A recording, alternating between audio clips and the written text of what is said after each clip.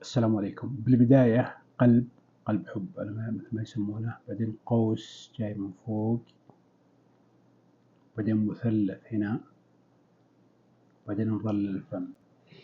هنا بيكون في خطين صغيرات كذا طلعات، وهنا نقطة وهنا نقطة، وهنا فيه تظليل بسيط، وهنا فيه زي القوس، وهنا نص دائرة ما تكون دائرة كاملة أفضل أساس تعطي النظرة. الآن اللي هي منطقة الرأس تبدأ من تحت لأنه منزل راسه، فتجي من هنا خط ومن هنا خط، طبعا تكون خطوط كذا منتشرة يعني زي تعطي إحساس الريش، ومن هنا اللي هو الريش حق الرأس. يجي هنا قوس اللي هو الأجنحة طالع فوق، يطلع فوق، يجي من هنا ينزل عاد كذا بشكل نوعا ما عشوائي بالشكل هذا.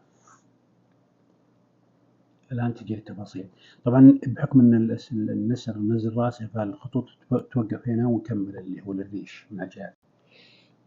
بيكون في خط ثاني جاي من هنا مع الجناح ونازل على تحت. الآن يجي الأقدام.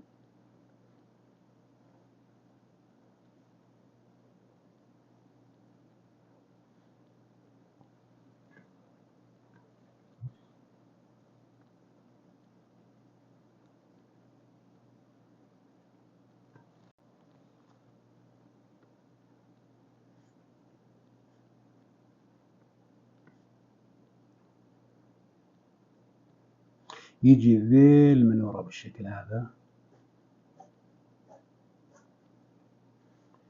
ونجي لتفاصيل الجناح الآن اللي هو الريش بالشكل هذا. سوينا تفاصيل الأجنحة حطينا ظلال هنا وظلال هنا بالمنطقة هذه.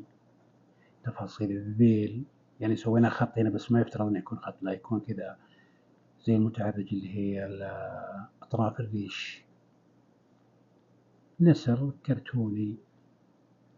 بس الكلام على الأهم اللي هو الوجه. طبعا شرط طريقة رسم الوجه اللي هو القلب، وبعدين خط وقوس، والمنقار افترض انه أكبر شوي، القلب من فوق يعني نوعا ما أكبر شوي، أو القوس هذا.